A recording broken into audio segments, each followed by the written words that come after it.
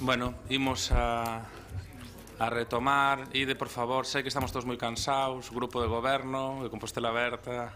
Imos a retomar sesión plenaria, empezando co punto 15, que rogo as preguntas e interpelacións, ca quenda do rogo, que hai 7, o primeiro do BNG, para que se coloque un sinal de indicación par ao centro Sarela. Para o centro Sarela. Moi brevemente, na última é unha demanda que realizan, que xa teñen realizado tamén polo que comentaban o propio Concello, e o problema que ten ese centro que dá servicio a concellos de toda a área sanitaria de Santiago, e, bueno, para os que vivimos aquí e sabemos onde está, non hai problema, para que en vez de fora pois ten un acceso pouco visível, non? Por lo tanto, do que se trataría é de colocar algún tipo de sinaléctica nas entradas principais que marquen o camiño para chegar ao centro. Xa? Sí, sin problema, Zotel.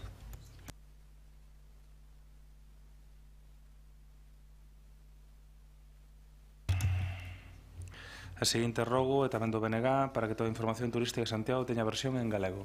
Goretti. Ben, trátase dunha cuestión referida a algo que sabemos e sempre repetimos, é que Santiago debe ser un lugar de referencia turística para a xente que veña de fora, mas tamén para a xente do noso país que queira visitalo e que, como é lógico, que poida gozar de todo o seu patrimonio. E, por tanto, entendemos que as audioguías que se poden adquirir na Oficina de Turismo Municipal deben estar en todos os idiomas e, polo visto, parece que non están en galego. Entendemos, por tanto, solicitamos que se poña a versión en galego tamén para as autoguías, porque todas as persoas de Galiza tamén teñen ese dereito. Gracias, Goretti. Marta. Boa noite a todos e todas.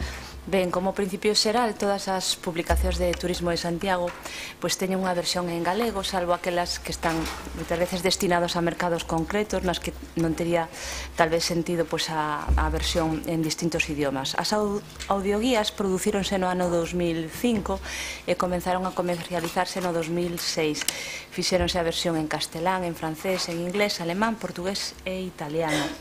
Dende o Goberno Municipal de Compostela Aberta compartimos co BNG a preocupación pola defensa da nosa lingua. No caso das audioguías, a nosa intención é facer próximamente unha nova produción das mesmas en todos os idiomas, incluindo, por suposto, o galego, actualizando os seus contidos e introducindo, como decía, o idioma do galego. Facemos isto pese que a información sobre o uso ou a demanda das audioguías en versión galega é moi reducida. No ano 2017 apenas 5 persoas solicitaron a audioguía, e isto pode ser debido máis que nada a que sexa unha ferramenta que en xeral a xente galega que visita Compostela utiliza outros medios de información para visitar a cidade, é dicir, que sexa unha ferramenta de menos interés que para o público ou para o turismo máis internacional. Nada máis, grazas. Gracias, Marta. O seguinte rogo tamén é do BNG para o mantemento da sinalización dos colecamiños. Goretti. Ben, pois o que se trata é de que se poida manter nun estado máis adecuado posible toda a sinalización dos colecamiños, tal como aparecen aí nas imaxes. Pois a verdade é que están en condicións que son dificultosas, de dificultosa lectura, que mesmo poden causar problemas para saber que é o que queren decir e para verse. Entón, o que expoñemos, o que solicitamos é que se arranxen e que se repoña toda esta sinalización dos colecamiños para crear justamente unha contorna segura. Xan. Si, revisaremos o que haxa que arranxaremos. O seguinte rogo do Partido Popular sobre a mellora da accesibilidade no cemiterio de Villestro. María Antón. Sí, grazas, alcalde. Boas tardes, noites a todos os membros da corporación. Bueno, vou a ser moi breve porque o rogo está realmente escrito e explica un pouco toda a problemática que existe no cemiterio de Villestro, e ademais constame que algún membro do Goberno de Compostela Aberta coñece esta situación porque foi posta de manifesto pola veciñanza de Villestro. esa mesma veciñanza que foi a que nos solicitou que trouxéramos este rogo aquí e que trata da accesibilidade dentro do propio cemiterio, porque, como sabedes, hai dúas alturas, é realmente impracticable, moi difícil pois facer todos os enterramentos con as condicións de accesibilidade e seguridade precisa. Por iso que solicitan, en este caso a Asociación de Veciños, é que se arranxe esa escaleira que está agora mesmo pois en mal uso, nos chanzos están mal, non ten baranda, etc., para que os enterramentos se poidan realizar pois en perfectas condicións, sen ter que sair pola parte exterior do cemiterio. Nada máis, grazas. Rafa. Boa tarde a todos, compañeiros e compañeiras de corporación. Hai cousas que non, aunque quixera facelo, non o podo facer. Isto é un cementerio que pertenece á titularidade da Iglesia. O que si fixen foi trasladar, facer que un técnico do consorcio fora a visitar a Iglesia. Creo que non lle dixo que lle gustou aos veciños, xa que consideraba que non era unha zona que tivera especial interés patrimonial para que poidera ser reparada polo consorcio. En todo caso, non creo que pase nada porque o volvades a levar. Eu aí non lle vou a meter man, obviamente.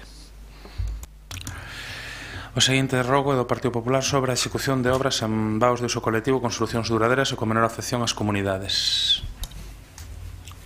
Claudio. Buenas tardes, alcalde y compañeros. La ejecución de las obras de mejora de pavimentos en la calle General Pardiñas que programó el gobierno local ha provocado numerosas quejas de los vecinos que no entienden cómo una actuación de estas características, que va a mantener los accesos a los garajes cortados durante casi una semana, no fue objeto de una mejor planificación, sobre todo en lo relativo a la antelación en la comunicación a las personas que guardan sus vehículos en los edificios de esta calle. Según las informaciones que nos han transmitido distintos residentes, los avisos se hicieron a través de una simple colocación de notas informativas en la calle, sin ninguna alternativa para el problema de vecinos, lo que generó un tiempo insuficiente para poder procurar un espacio donde aparcar sus vehículos de forma permanente mientras la obra se llevaba a cabo. Esta circunstancia ven a poñer en evidencia a necesidade de que este tipo de actuacións se acometan cunha maior perspectiva que permita advertir con máis antelación as persoas máis directamente afectadas, posto que non é o mesmo un corte puntual dun acceso por unhas horas ou mesmo un día que unha prolongación das molestias durante varios días, como o caso no que nos ocupa. En relación con la programación de este tipo de trabajos, también sería conveniente velar por la adopción de soluciones técnicas que garanticen una mayor durabilidad de las zonas de paso para vehículos, prolongándose el beneficio de las actuaciones, evitando nuevas roturas y afecciones a la veciñanza. En consecuencia, o Grupo Popular formula o seguinte rogo: que por parte do correspondente órgano de goberno municipal se planifiquen ou anuncien con maior antelación as obras a executar para minimizar ao máximo os perxuízos á veciñanza, en especial a relativa ao acceso a garaxes, nas que se velará pola adopción de solucións técnicas de reforzo que garantan a maior durabilidade desas actuacións. Moitas gracias. Vale, gracias, Rafa. Bueno, boas de novo. Este rogo ten dúas partes. Hai unha no que discrepo total e absolutamente. Creo que os traballos se están facendo cunha planificación razonable, e no caso de General Pardiñas, se hai alguén irresponsable é que no día seguinte de que tuveran as baldosas colocadas volveu meter o coche ali para dentro, non? Situación que vai ser instada á comunidade de propietarios para que se fagan cargo. Sempre veñen dos mismos sitios, é dicir, está avisado con 3 días de antelación en todos os colocados en todos os lugares. Sempre veñen as queixas das mismas dúas rúas por este tema, cando nos outros sitios onde estamos facendo estas actuacións non temos a máis mínima problemática. Aunque sí hai un tema do rogo do Partido Popular que sí que creo que hai que ter en consideración, que é intentar, pois, para as entradas de garaxe, pois, intentar, pois, buscar un pavimento que seguramente pase por un formigón específico que poida ser integrado co resto da rúa, que permita, pois, unha maior durabilidade, non? Este pleno decidiu por maneira maioritaria que nos fagamos cargo das entradas de garaxe de todo o concello, e vai a ser un regalo que nos vai a quedar aquí para os días, señores. Pero cando non este aquí tamén me encargarei de que eso se faga a valer o día de mañán, porque me parece a maior responsabilidade que fixemos en tempo con respecto a esta materia. Mais nada.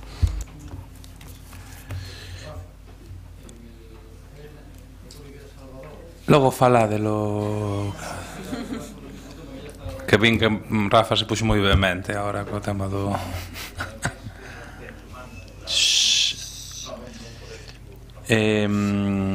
Rogo do Partido Popular sobre a reparación do firme na rúa Ulpiano Villanueva. Boa noite.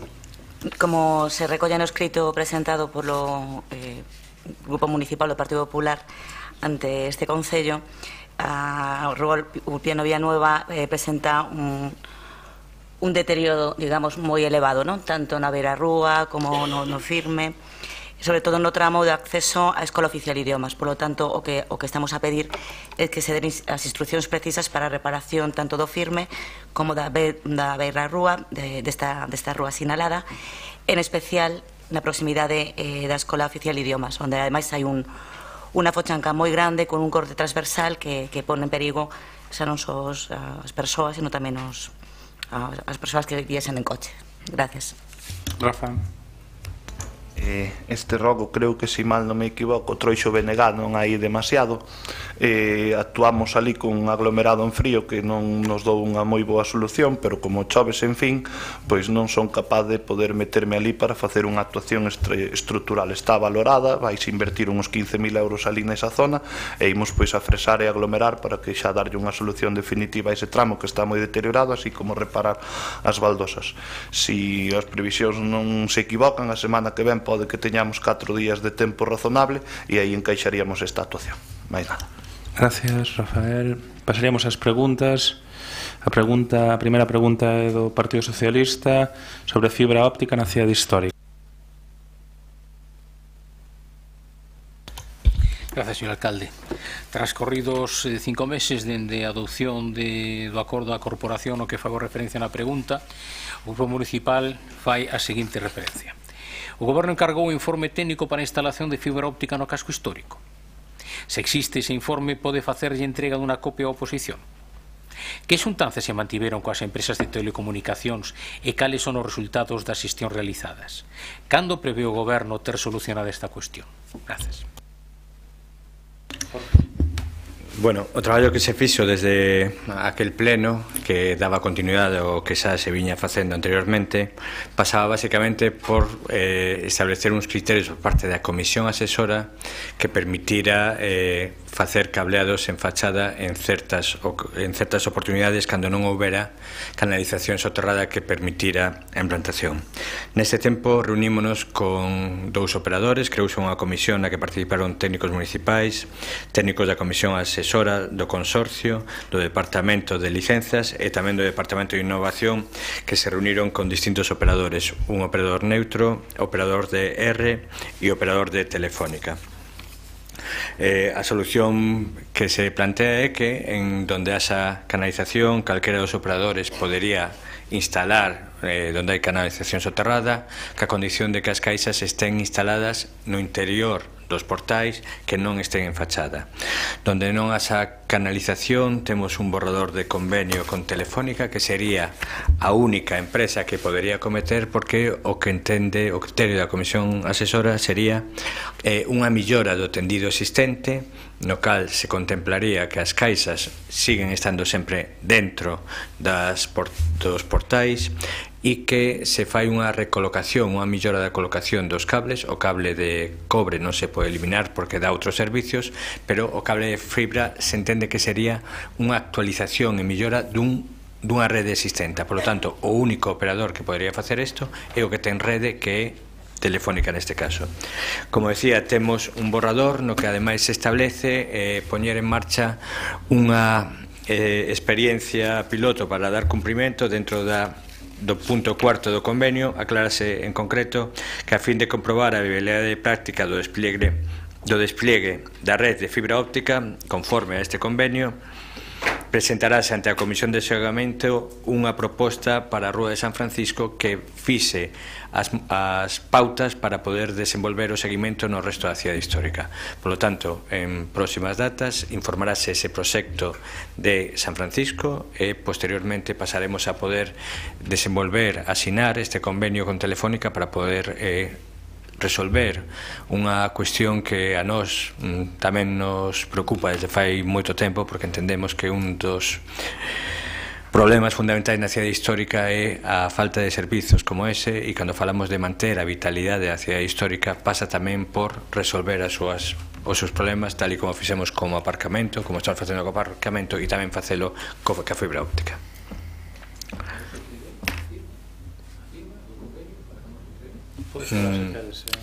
Hai retorno, non? Hai un minuto. Hai un minuto. Non, simplemente para cando se prevé a firma do convenio do que acabas de falar.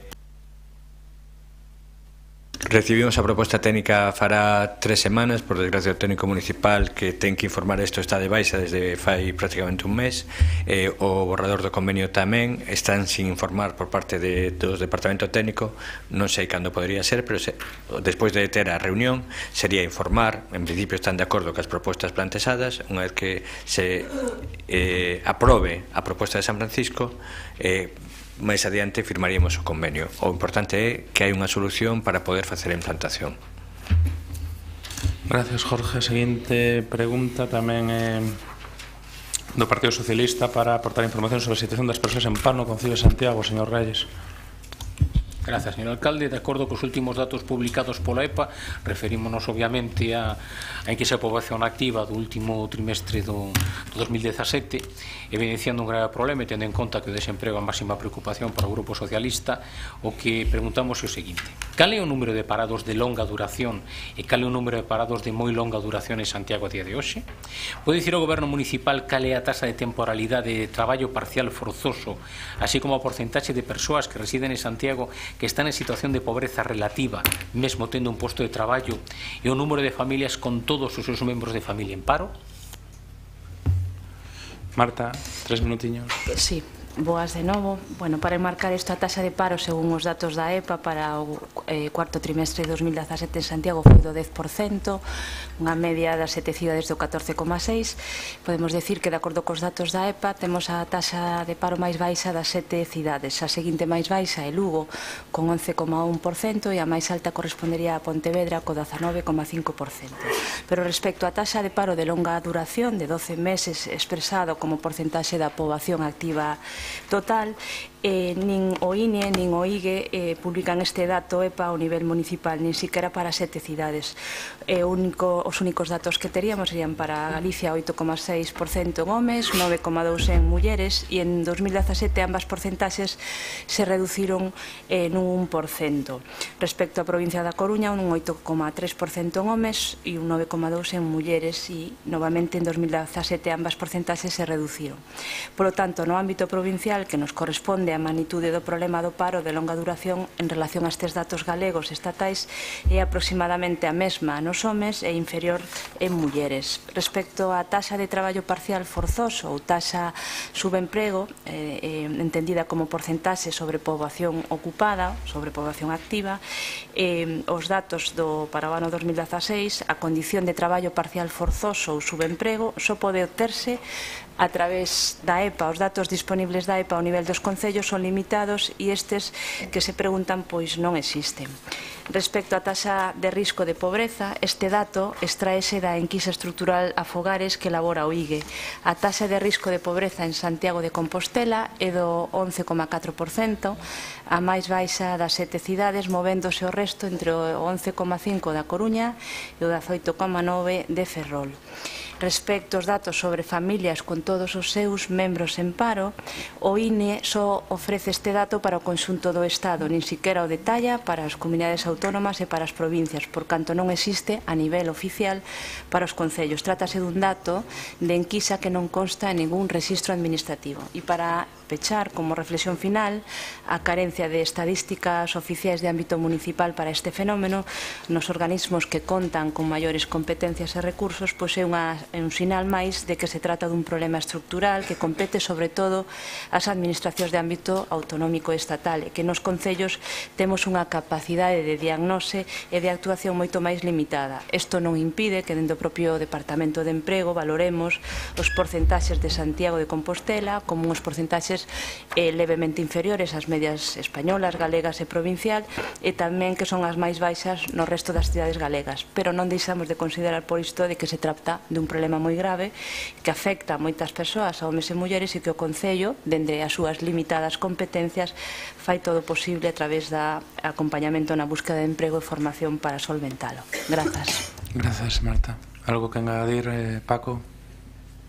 Non, solamente preguntar a maiores si teñen previsto no Departamento de Emprego do Concello de Santiago buscar alguna maneira que permita polo menos ter unha información aproximada da cal é a situación de todas estas preguntas na nosa cidade. Grazas.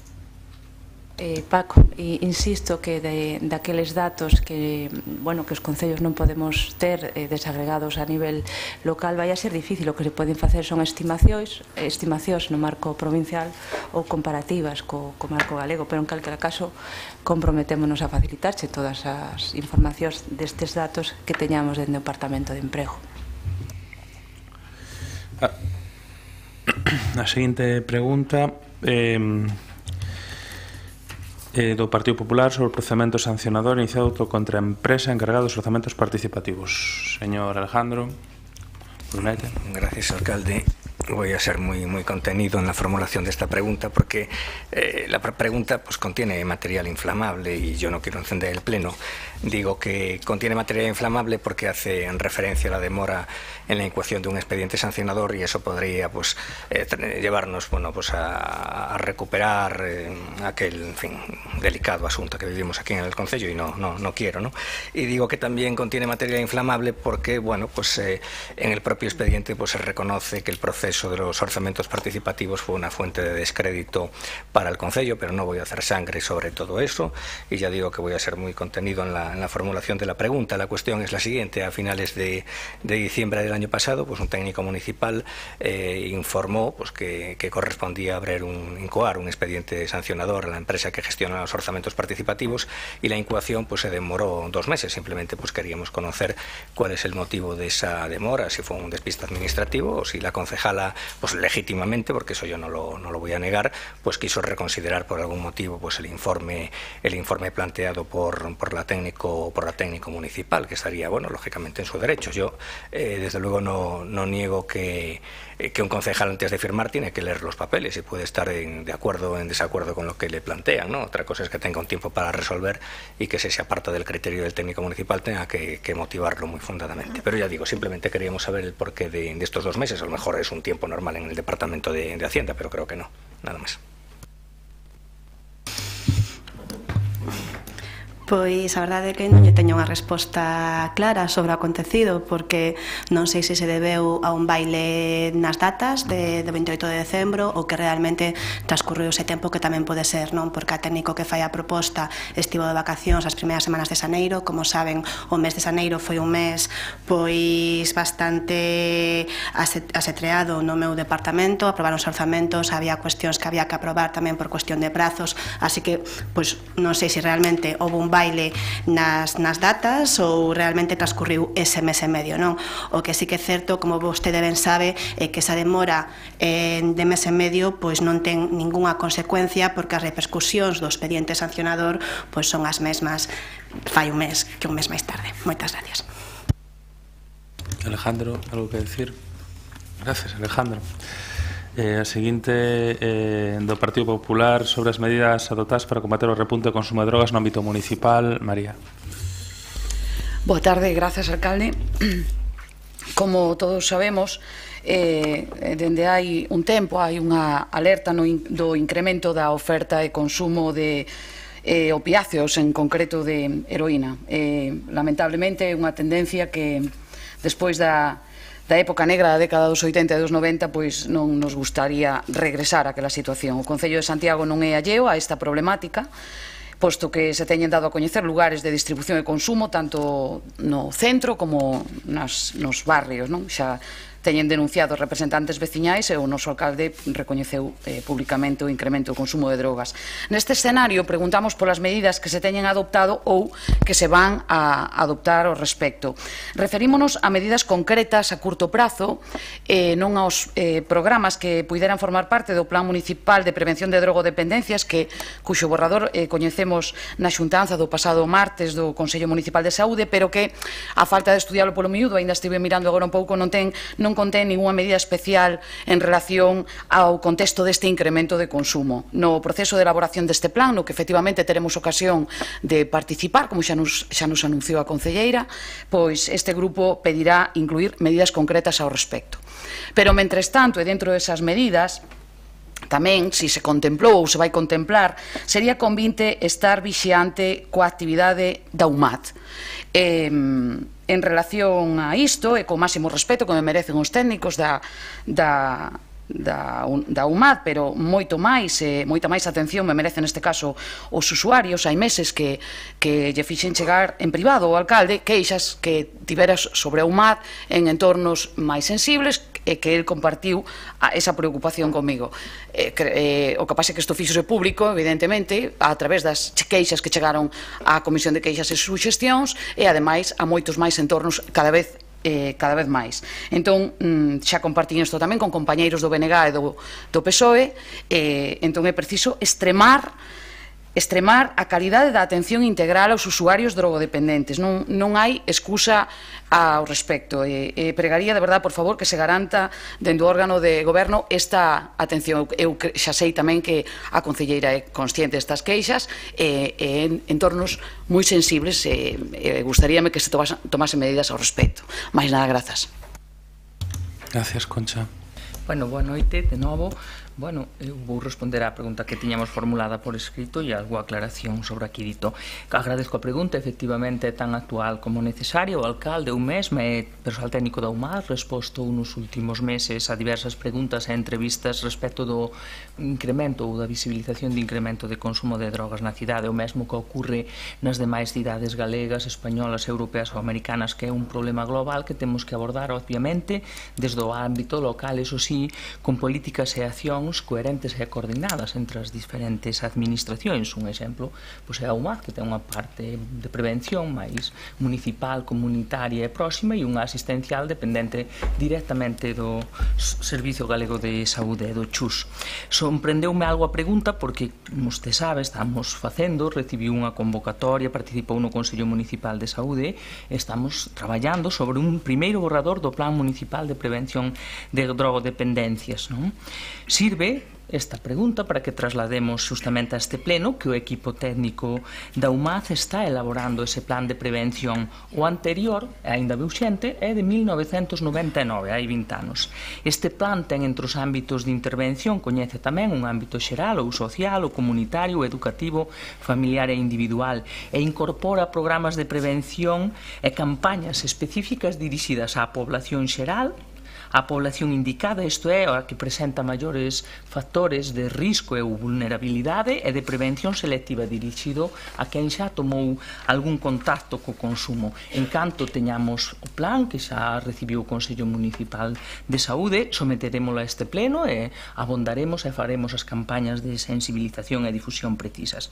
Obviamente, o UMAT nunca deixou de traballar nin os seus técnicos e actualmente hai en marcha programas de prevención universal, por exemplo, a Escola de Nais e Pais, que opera nos centros en colaboración cas AMPAs que así o solicitan na cidade, fundamentalmente nos centros de primaria, cos últimos cursos de primaria e cos de secundaria. Tamén os dirixidos programas de prevención indicada, por exemplo, entre todos e todas, dirixidos especificamente a mozos e mozos que presentan comportamentos de risco. Cada ano incorporan unha media de 50 novos casos e claro que se traballa e se atende na UMAT e por técnicos da UMAT especificamente.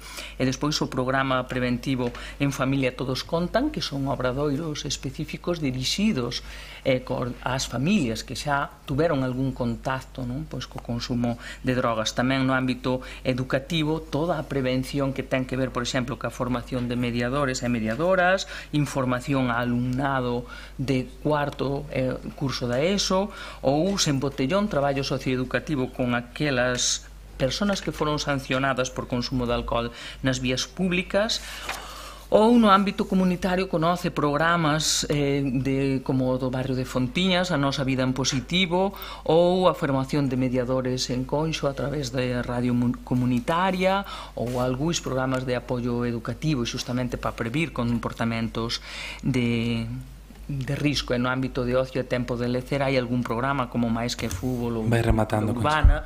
Son os específicos que estamos facendo. Logo, no funcionamento da UMAD, esta concelleira mensualmente fai un seguimento do que ali pasa. Cando hai queixas e situacións especificamente problemáticas, trasladanse á comisión de queixas e entendo que se procede pois de acordo ao que marca a normativa deste concello cando hai esas coñecemento de situación. Queres engadir algo? Sí, brevemente, tres cousiñas. En relación ás queixas da UMAD, como non fixen política con elas antes, non as vou a facer agora, xa sabe vostede en que escenarios sensibles están as queixas. Número 2, non hai medidas concretas no caso do repunte do consumo de heroína, máis alá dos programas xenéricos que me acaba de describir.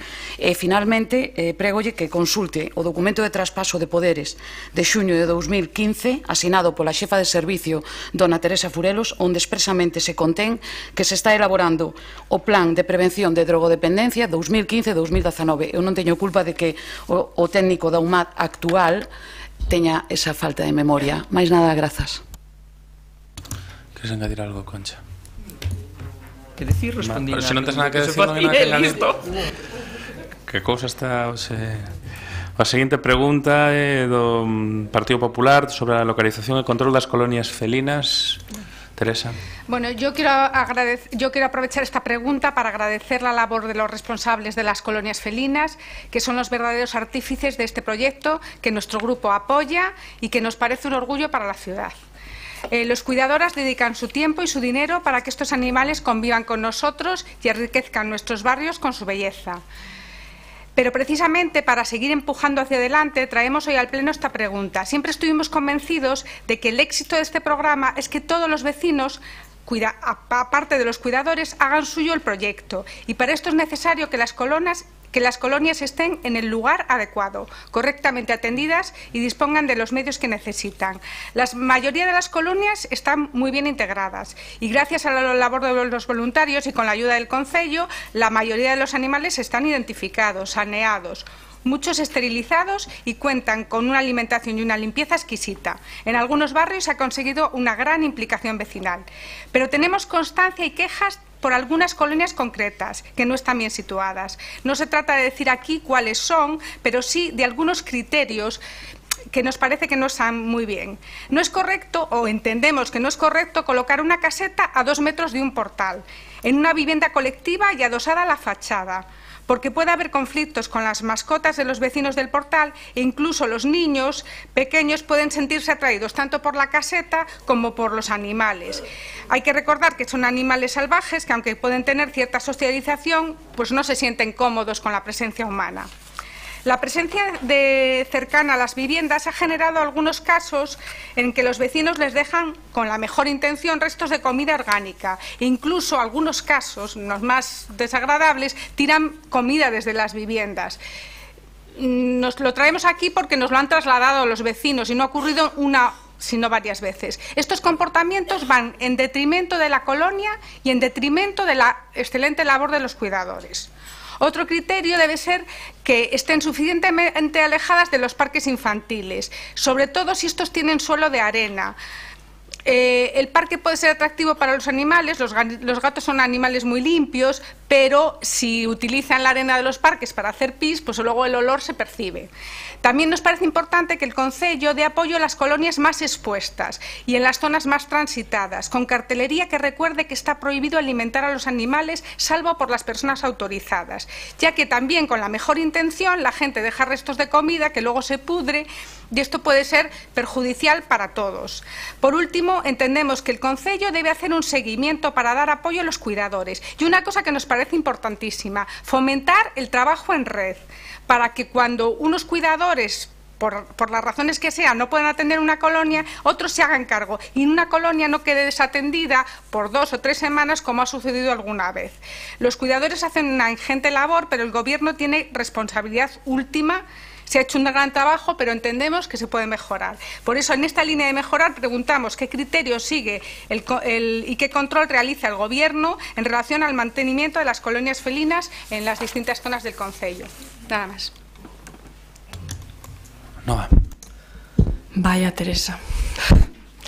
Do que lín na prensa, o que estás contando ahora, madre mía, Madre mía, Teresa, madre mía.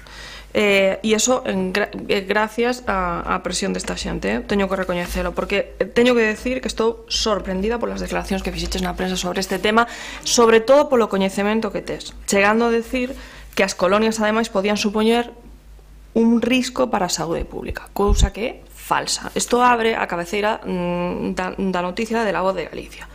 E me parece ademais que flaco favor fixeron as declaracións que fixeches na prensa, sobre todo para o traballo que están facendo as asociacións, que como ben remarcaches en algúns barrios chegan a ser orgullo de toda a veciñanza, tal e como están. E que xurden problemas con cuestións de comida húmeda, como dis, pois sí, pois é certo, e moitas veces tratamos de explicarlle a xente cal é o tipo de comida que teñen que estar, onde se poden poñer os comedeiros nun mellor espacio para que molesten menos, pero o discurso que fixeches agora non ten nada que ver cas declaracións que fixeches na prensa, Teresa, e de verdad non ten nada que ver, ni sequera na exposición de motivos, o sea, chegando a decir que incluso un problema porque se poden achegar as crianzas, os gatos, e que non están socializados. Hombre, pois mira, se non están socializados xa non se acercan a ninguén, pero é que, non sei, tamén intentan tocar paxariños e non se traen aquí como un problema de saúde pública, sobre todo porque estos animais están controlados, esterilizados, desparasitados, e nalgúns casos, como ti sabes, teñen hasta microchip nalgúnas colonias, están hasta microchipadas. Pois é que, e os criterios que se segue para o control, pois son os que estás dicindo ti, procurar que non estén cerca dos... Pero son os que estás dicindo ti, sabes por qué? Porque sabes quen aprobou os criterios, o regulamento que se aplica na autoridade sobre colonias felinas? Ti. E sabes ademais quen autorizou non a colocación, porque as colonias non se colocan, os gatos non se colocan, sino a ubicación e a localización da maioría das colonias desta cidade, Teresa? Ti. Entón, que se fai control, faise seguimento e trata de apoiarse cos recursos que temos as coidadoras. Cartelerías e sinais, hai sinais de tráfico pedindo que se reduza a velocidade polos casos porque hubo moitos casos de atropelo en algunhas zonas, como por exemplo en Fontiñas, e ese é o seguimento que se está facendo. Eu creo que son, non sei, insisto, é que me quedei de isto, as declaracións en prensa, o que estás dicindo agora, me acabo de quedar desconcertada. E nada máis. Es que no hice ninguna declaración en prensa. Punta. Lo demás es que los periódicos cogerán la pregunta y harán lo que les da gana. Es que no he hablado con ningún periodista, Noa. Por lo tanto, no me atribuyas a mí lo que dicen los periódicos. Yo es que no he hablado con nadie, solo he presentado una pregunta. La pregunta es la que he leído hoy y sí que te digo que concretamente hay un barrio en el que hay quejas. Precisamente porque estoy orgullosísima de este proyecto y no quiero que haya ninguna queja, te digo, ojo a las colonias que están a 1 metro de un portal y ojo a una colonia que está en una fachada y ojo porque a esa colonia tengo fotos de que le tiran comida desde las ventanas y como precisamente estoy orgullosa de este proyecto, estoy orgullosísima y agradezco infinitamente, porque no es un trabajo ni tuyo ni mío, es de esa gente que está ahí, que hoy que encima viene al pleno a escucharnos, pues eso, yo lo siento, pero no hablé con nadie, te lo aseguro, Non serei eu que cuestione as cousas que salen Nada, eu agradezo estas declaracións, en serio, e que somos conscientes de que efectivamente hai problemas nunha zona, pero bueno, que sepas que estamos traballando por tratar soluciones. A segunda pregunta é do BNG sobre a xestión da hora. Tive un déjà vu. Non, esa da hora, xa falamos co secretario, si, a 84 vamos a formular por escrito. Vale, moi ben. Sobre o respaldo específico aos clubs de hockey. Goretti. Sí, vendo que se trata neste caso é de preguntar polas posibilidades que haxa para apoiar de unha maneira máis decidida, conseguindo que haxa máis espazos para practicar un deporte que é minoritario como o hockey, máis que ten moitos nenos e nenas que o queren practicar e onde o lugar que teñen para facelo é absolutamente insuficiente. Entón, a cuestión é, a pregunta concreta é cando poderá haber ese apoio adaptando máis instalacións deportivas especificamente adaptadas para a práctica deste deporte. Gracias. Noa?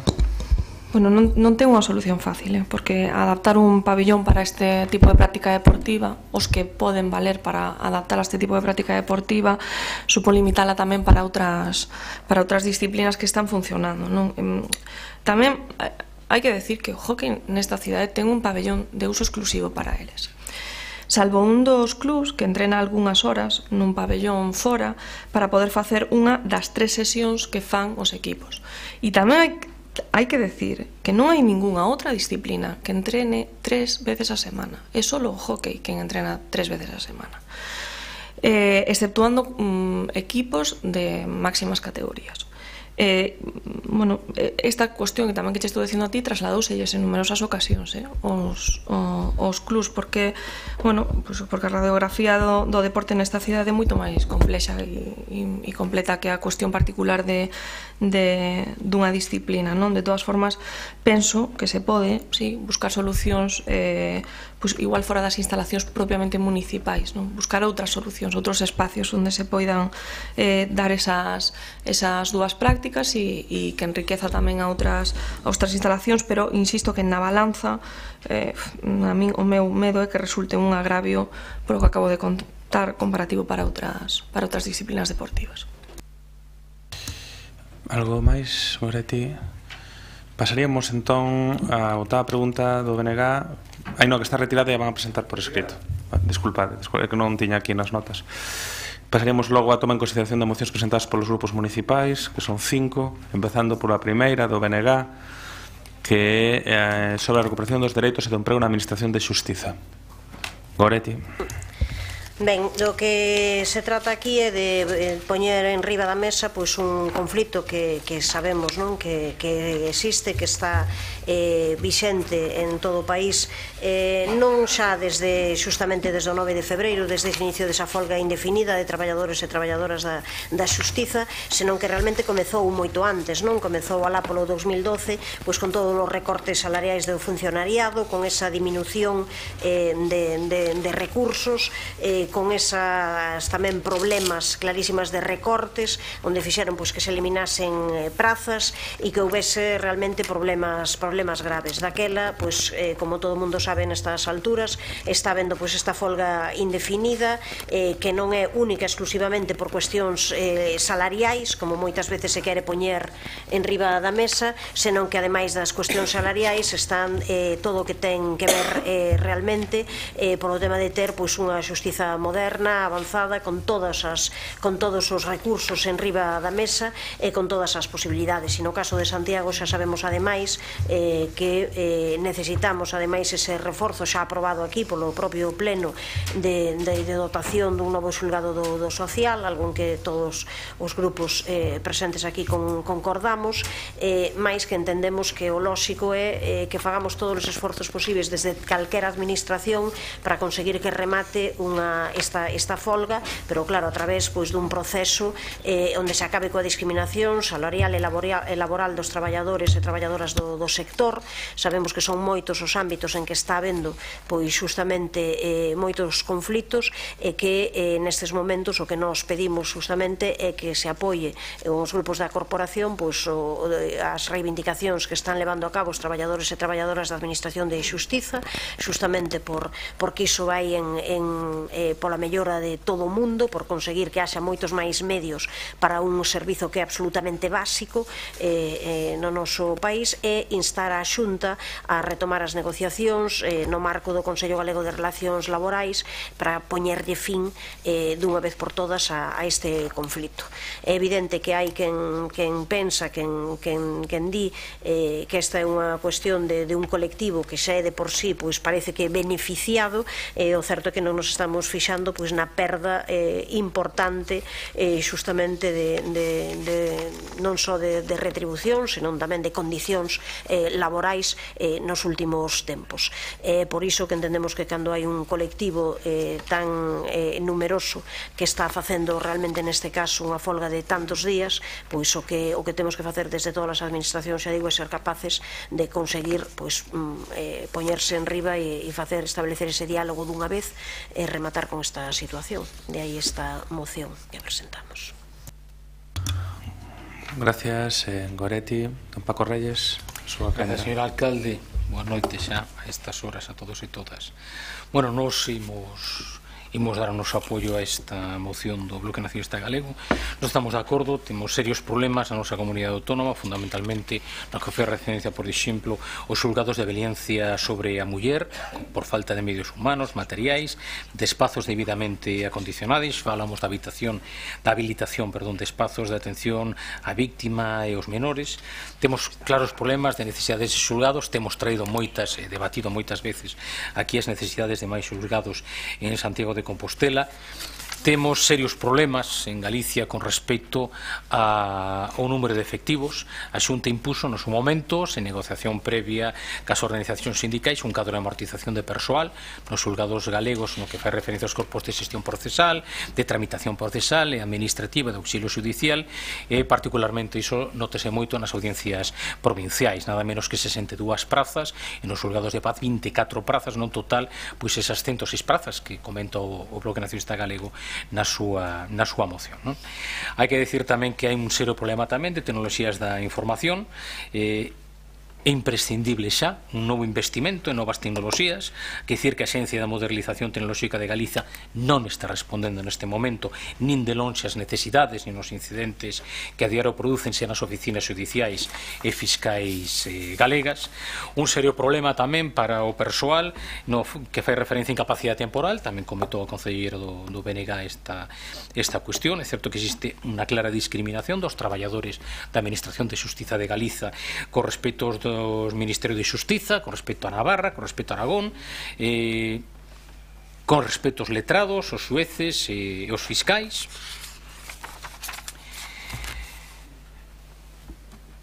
Claramente existe, ademais, unha discriminación flagrante cos traballadores que están a realizar unha mesma función, instaurándose a figura do funcionario de primeira, o que son os titulares os interinos, cos funcionarios de segunda, os sustitutos. Isto é flagrante, e non se entende que funcionarios en relevo vertical non perciban o 100% das retribucións, que é o que está acontecendo. Por lo tanto, estas moitísimas máis carencias e necesidades do persoal de xustiza é o que, desgraciadamente, a non resolución do mesmo está motivando unha folga que evidentemente está afectando aos usuarios, está afectando a todos os traballadores, está afectando aos abogados, procuradores, e polo tanto nos o que entendemos que efectivamente son reivindicacións xustas e nos apoiamos esta moción do BNG. Gracias, Paco. Por parte do Partido Popular, Pepa. Hola, alcalde, compañeiros. Vamos a ver. Segundo texto da moción presentada polo BNG, esta folga deriva do deterioro continuo dos servicios públicos, no empeoramento das condicións laborais e nos continuos recortes de dereitos os que levaron as políticas regresivas, reaccionarias e centralizadoras do PP no Goberno do Estado e na Xunta de Galicia. Nestes intres, a negociación xira sobre 5 puntos en conflito. Estes son os seguintes. Primeiro, retribucións salariais. Propónse un incremento adicional no complemento por parte da Xunta no complemento autonómico de entre 816 e 1080 euros anuais segundo a categoría. Isto situaría a Galicia por riba da media do conxunto das comunidades autónomas. Punto número 2. Consolidación de prazas. Converteránse en fixos 36 postos de reforzo. Estas prazas poderían ser ofertadas, si se chega a acordo, no seguinte concurso que se convoque, favorecendo así o retorno á súa terra dos galegos que prestan servizo fora de Galicia. Punto 3. reposición das prazas amortizadas en ámbito de especial afectación, prazas incluídas no plan de reordenación que non fosen obxecto de que a acción noutro órgano ou servicio serán creadas onde sexa necesario, especialmente servicios comuns para que melloren os servicios prestados ao cidadán no marco da nova oficina judicial. Incapacidades temporais. Punto 4. Supedítase a modificación da normativa estatal que rixe esta materia. Está regulándose e pendiente de negociarse a nivel nacional. Punto 5. Sustitucións.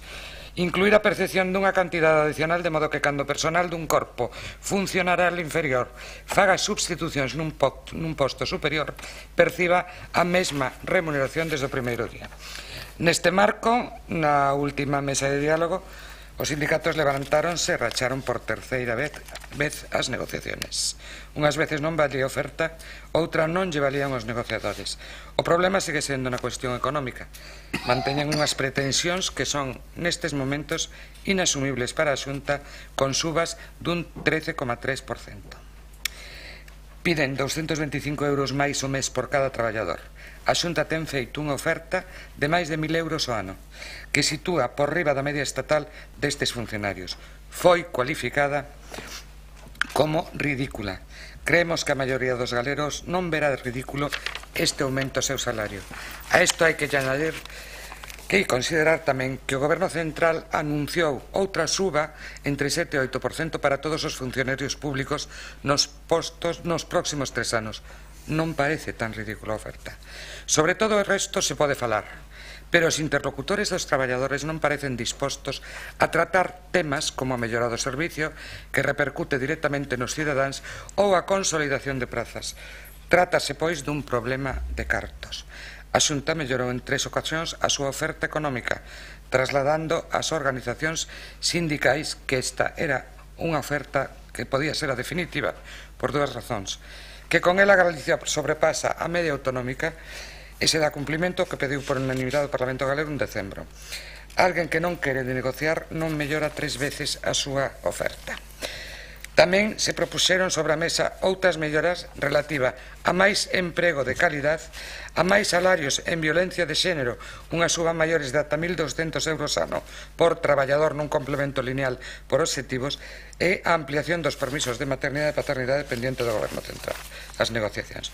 Fronte a isto, representantes do persoal de Xusticia puxeron novas exigencias e reivindicacións exixindo unha cláusula de incorporación automática das subas salariais que aproben outras comunidades autónomas.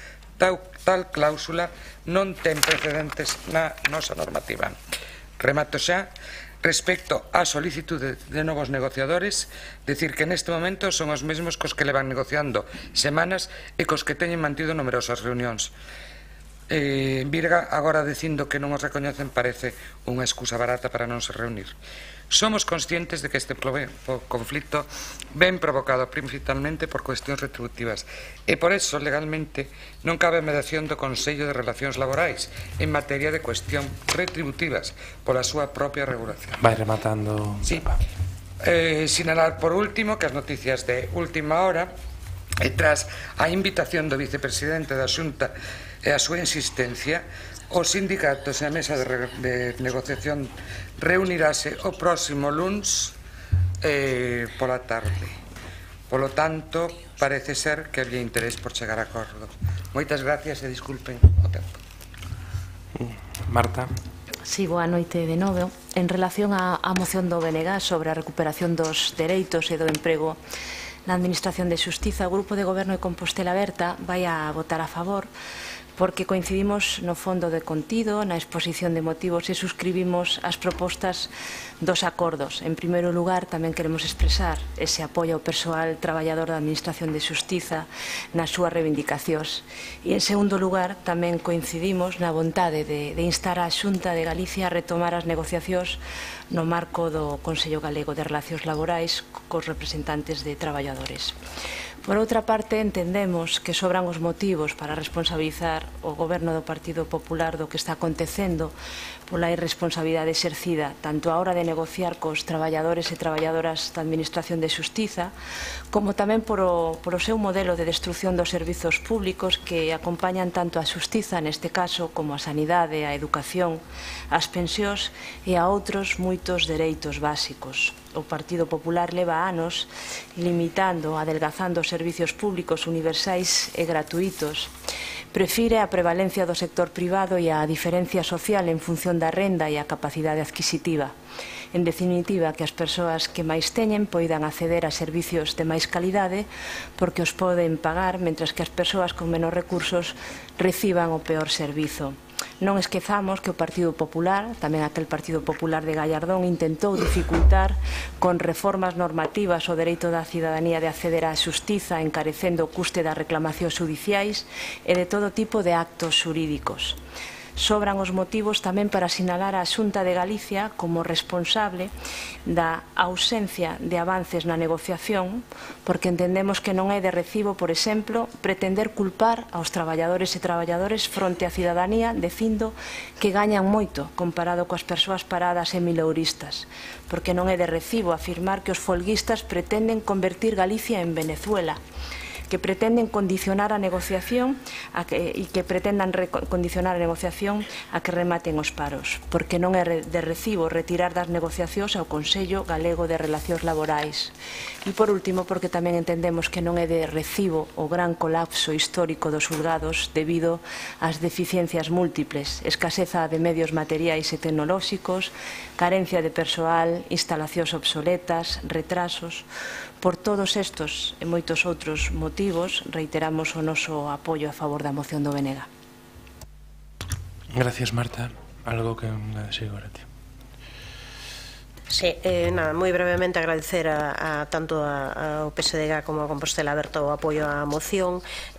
A respecto do que comentaba a portavoz do PP neste tema, realmente é evidente que unha folga indefinida que está apoiada por 7 sindicatos, que está apoiada por todo o sector e que se mantén no tempo durante tantísimo, e que hai, desde logo, detrás algo moi forte que a sustenta e que, desde a nosa perspectiva, insistimos máis unha vez, non se trata única e exclusivamente de retribucións salariais, trátase de todo o problema relacionado coa amortización de prazas tan importante nos últimos tempos, coa falta de posibilidades de poder atender a todos os casos, con todas as reclamacións que desde os distintos xulgados se lanzan de non poder atender e non poder cubrir. Entendemos que é responsabilidade do Goberno da Xunta neste caso poder sentarse e poder justamente rematar. Oxalá que se poida facer o próximo luns pola tarde, máis independentemente diso, o que nos decimos na nosa moción é algo moi sinxelo, a parte de mostrar ese apoio simplemente a que se retomen esas negociacións no marco do Consello Galego de Relacións Laborais, porque entendemos que é un espazo onde sí que houbeu avances e era un espazo onde se podía darlle unha saída digna e rápido a esta situación. A verdade é que sabemos que hai moitísimos colectivos nestes momentos que están moi indignados coa situación que están vivindo. Eu, desde logo, pediría tamén que o Partido Popular pensase que ten que facer moitísimo máis por esa vontade de diálogo para solucionar estes problemas, porque senón ao final os conflitos dos distintos colectivos van ir en aumento. E insisto que hai unha unanimidade moi grande neste ámbito e que non se trata única e exclusivamente dunha cuestión salarial, senón unha cuestión de ter unha xustiza realmente que poida ser áxil, eficiente, moderna e que poida darte recursos suficientes para abordar o inmenso traballo que ten por diante. Gracias, Goretti. Paco, algo que engadir? Non? Pepa, 2 minutos. Moitas gracias, alcalde. Solamente eu quería comentar que como están retomadas as negociacións, xa non ten sentido o punto segundo. E por último, que resulta moi curioso a preocupación do BNG do PSOE polas retribucións dos traballadores de xustiza e pola mellora das súas condicións, porque nas enmendas aos orzamentos da Xunta para 2018 o único partido que presentou unha emenda para este tema foi En Marea. PSOE e BNG, 0 euros. En Marea, 49 euros o ano por traballador. Saben canto é iso que propón En Marea? 20 veces menos que o que está ofrecendo a Xunta de Galicia gobernada polo Partido Popular. Moitas gracias. Nada que decir. Pois pasamos a... Votos a favor desta moción do BNG sobre a recuperación dos dereitos sobre a recuperación dos dereitos e do emprego na Administración de Xusticia. Votos a favor, BNG, Compostela Aberta, PSOE, votos en contra, Grupo Popular, abstencións 0, quedaría aprobada.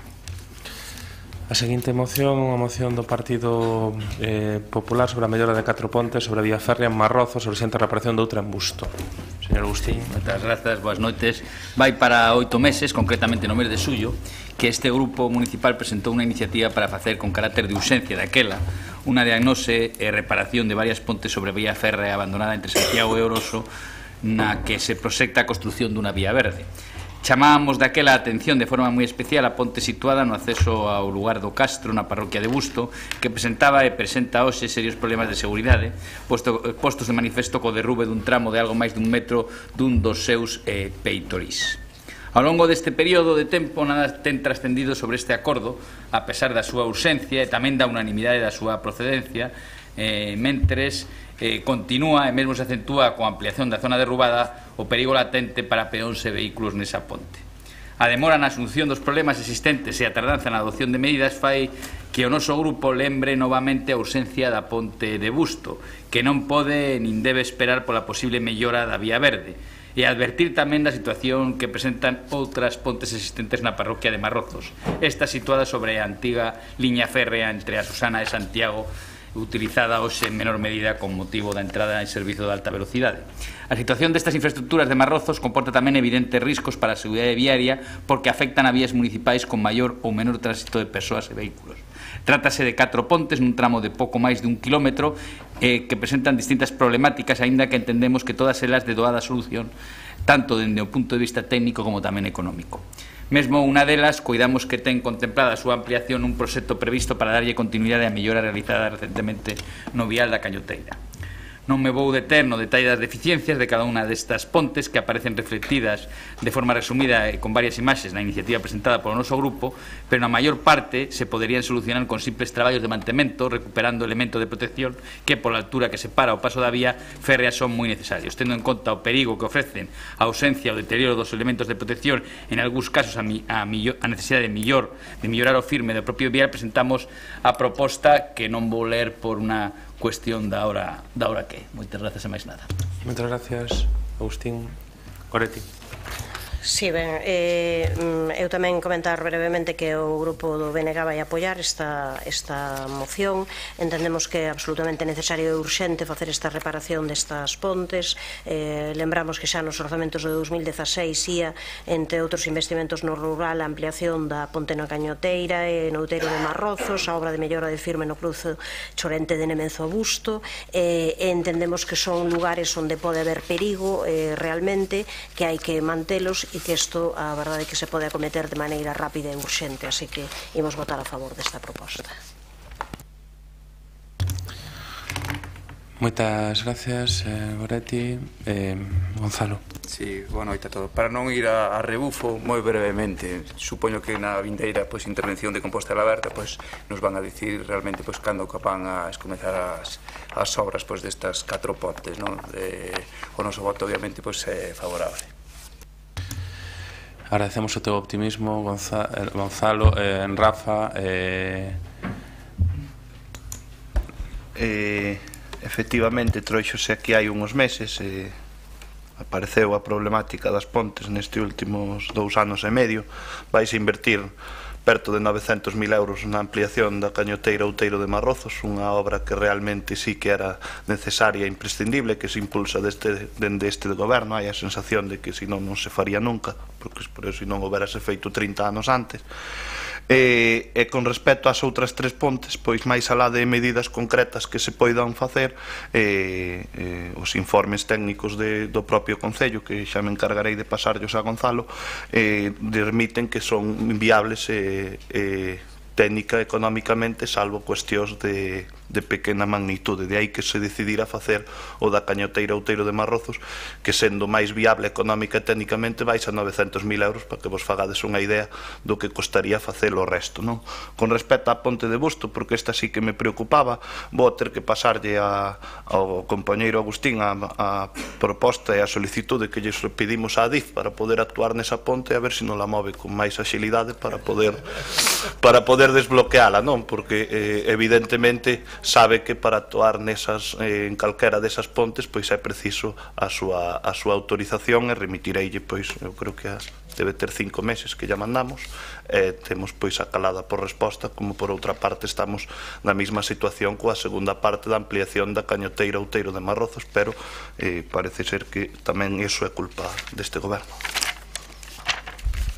Máis nada, moitas gracias. Agustín. Home, lamentablemente, en primeiro lugar, creo que hoxe xa tivemos un concelleiro, alo menos, deste goberno que pasou ao grupo de goberno, o señor Cela. A verdade é que non teño ninguna vontade de traballar para vostedes. Non me conté as súas penas, chame vostede ao DIF e faga o seu traballo, que para iso é concelleiro do goberno, por favor. Simplemente, eso é así.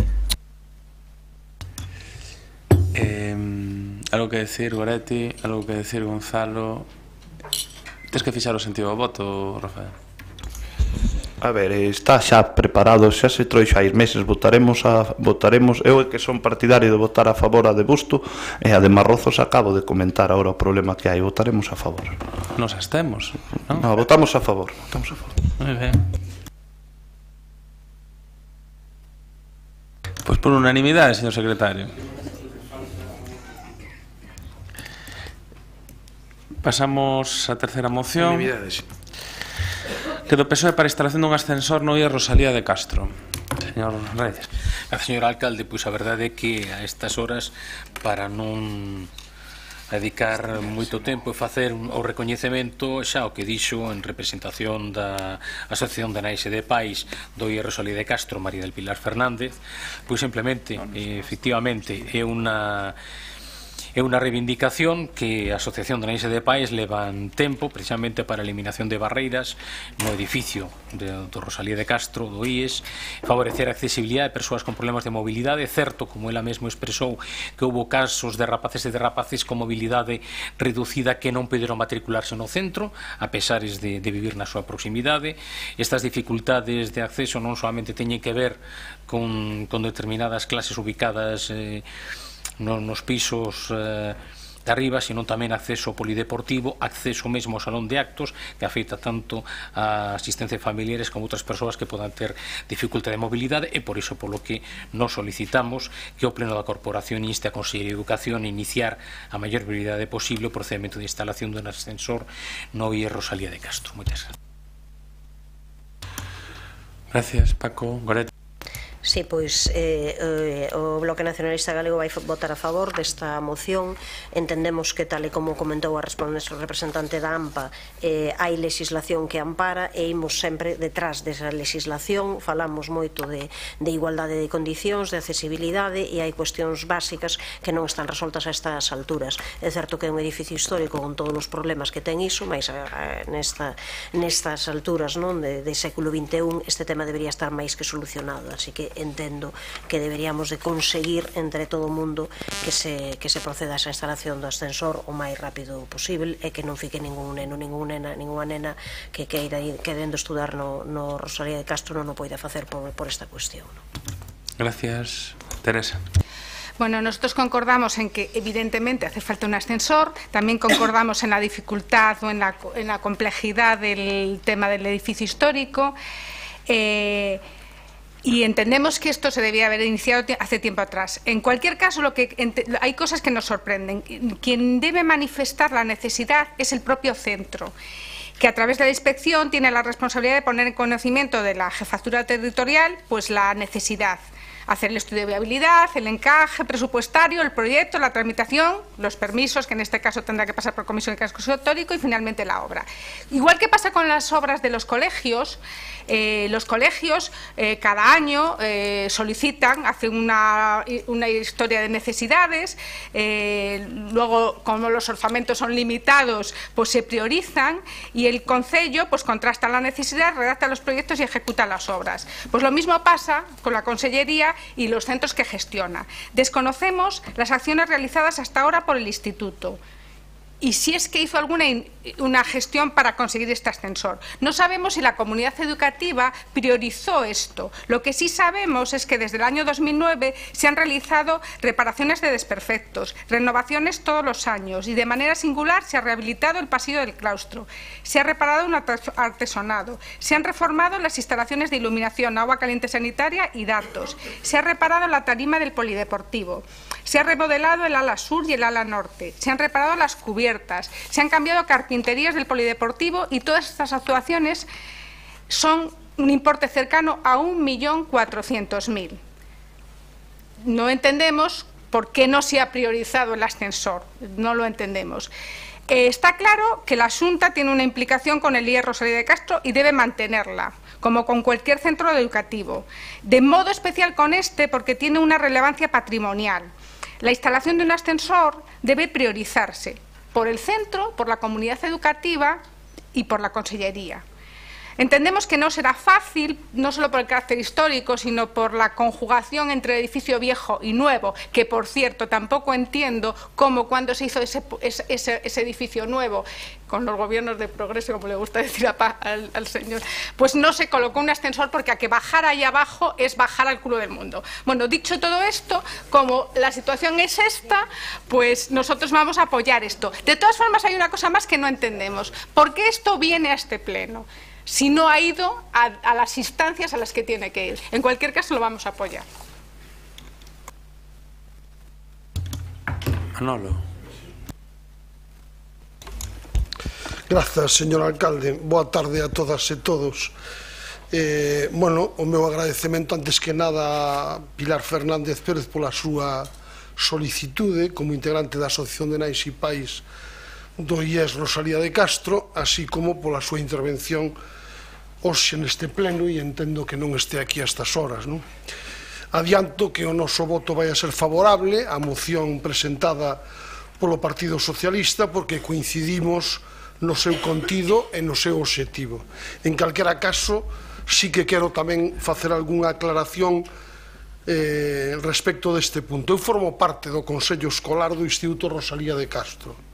Asisto con regularidade ás súas sesións e non lembraba que neste órgano o máximo de representación e participación da comunidade educativa se debatese, alo menos neste mandato, sobre a necesidade concreta dun ascensor, como unha obra prioritaria no centro, competencia en todo caso, como se sabe, e como moi ben di a moción presentada polo Partido Socialista, que é da Xunta de Galicia e da súa Consellería de Educación. Para asegurarme, a pesar de todo, do que estou dicindo, onte chamei a Ubaldo, o director do Instituto, que é un bo amigo desde hai moitos anos, un colega, e efectivamente me comentou que este punto específico non se tratou nunca nas ordes do día como punto do Consello Escolar. O que sí manifestou foi que no marco de diferentes intervencións solicitadas á Consellería que se están a realizar e que se realizarán no plan de obras de verán, contemplanse distintas novas intervencións no IES Rosalía de Castro sobre moitas necesidades do centro, entre elas, lóxicamente, a mellora da accesibilidade e a eliminación de barreiras arquitectónicas, unha realidade evidente nun edificio, como sabemos, tan singular como é o Rosalía, pero que son necesidades comuns a todos os centros escolares e institutos do Concello, creo que coa única excepción do Xelmírez, en maior ou en menor grado, non? E das que a Consellería é coñecedora. Reiterando entón, e acabo, o noso voto favorable á moción socialista, quixera insistir en que a mellora da accesibilidade e a eliminación de barreiras arquitectónicas nos centros escolares e en particular nos institutos, nomeadamente no IES Rosalía de Castro, sería merecedora dun plan integral por parte da Xunta de Galicia. Moitas grazas. Gracias, Manolo. Algo que engadir, Paco? Nada, moi brevemente, simplemente pois agradecer o apoio dos diferentes grupos e concretamente pois agradecer toda a referencia de éxitos do goberno do Partido Popular que Teresa nos fixo previamente. Paco, sen ningún problema, Teresa. Paco, sen ningún problema. Claro, a pregunta despois de toda esa relación é onde está o ascensor? Que do que estábamos a falar. Eu, a verdade é que agradezo moitísimo a María del Pilar que no nome da AMPA pois fixera a intervención, porque senón parecería casi que isto era, pois non sei, un delirio do Grupo Municipal do PSDG. Nos estamos presentando o que a Asociación de Neixa de País pois nos comunicou e, polo tanto, que presentáramos. E agradecendo tamén pois a intervención e os detalles dados neste caso polo Concelleiro de Educación de Compostela Berta, pois engadir a nosa satisfacción pois de que nos dera información sobre esa relación e vinculación durante tantos anos con respecto ao director do colexio, que tamén é un elemento a ter en conta. Por lo tanto, moitas grazas a todos. Alguén quere engadir algo? Teresa. A ver, yo solamente quería manifestar lo mismo un poco que ha manifestado Manolo, que es que primero lo tendrán que pedir en el colegio y solo si hay un problema con la consellería traerlo aquí, pero sinceramente me parece que hay una falta de comunicación entre parte de la comunidad educativa o el consejo escolar en el que Manolo está. Si nunca lo han llevado, de repente que la vía para conseguir el ascenso sea traerlo al pleno, que no es competente, no sé, me parece fuera de lugar nada más, pero en cualquier caso lo vamos a apoyar. Algo máis? Entendemos que acordo por unanimidade, señor secretario. Sí, señoría. Unanimidade. E pasaríamos á cuarta moción, que a do BNG, para ampliar a adaptación de materiais de fondo de recursos para asociacións. Rubén. Sí, grazas, señor alcalde. Brevemente, non?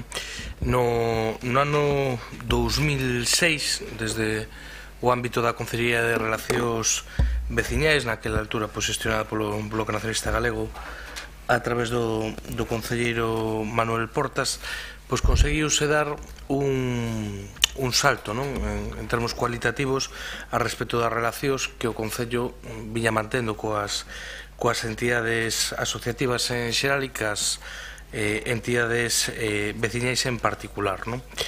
E naquela altura tomouse unha decisión desde un punto de vista moi acertada, que foi a de crear un fondo de recursos para todos os colectivos sin ánimo de lucro de Compostela, non só para as asociacións de veciños, que puderan empregar nun réxime de empréstito temporal.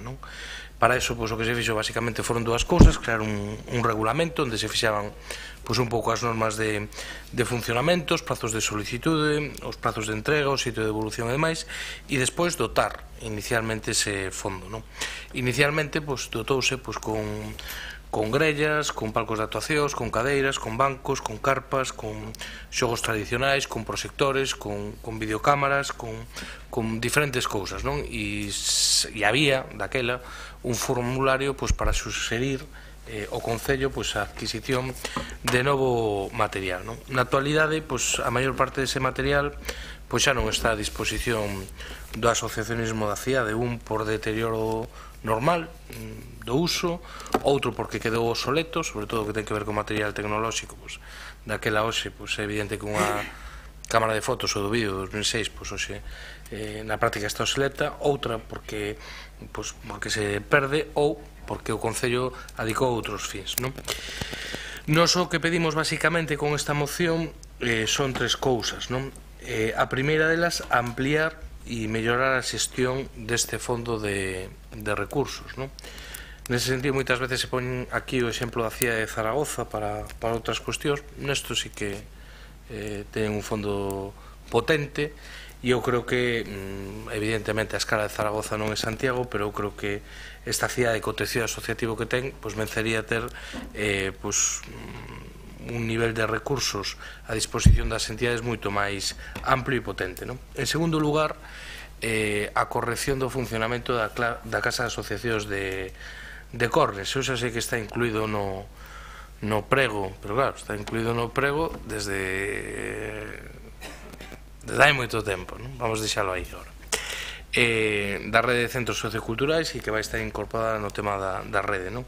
O caso é que agora non cumple ninguna función, ninguna, é un desastre, non ten ningún sentido, desde logo como centro para a asociacionismo veciñal non funciona, e a máis é que ten horario de mañá, o sea, que é un disparate, non? Entonces, eu o único que digo é, mentras eso non se resolve de outra maneira, polo menos intentar meterlle man, non? E despois eu creo que no funcionamento hai cousas que habría que modificar, hai sistemas de empréstito que non funcionan, como é o caso das carpas ou outro tipo de cuestións que polo modelo que ten o Concello, ao final, pois, o Concello en vez de ser unha axuda, en moitos casos incluso é un inconvinte, non? Entón, nese sentido, o que propomos, sobre todo, é dotar máis e mellor ese centro de recursos, que funcione con un horario normalizado e centrado no tecido asociativo, o tema da casa de asociacións, mentras non se resolva o concurso da rede de centros socioculturais, e, en terceiro lugar, que se adapte tamén ao regulamento de funcionamento e de empréstito.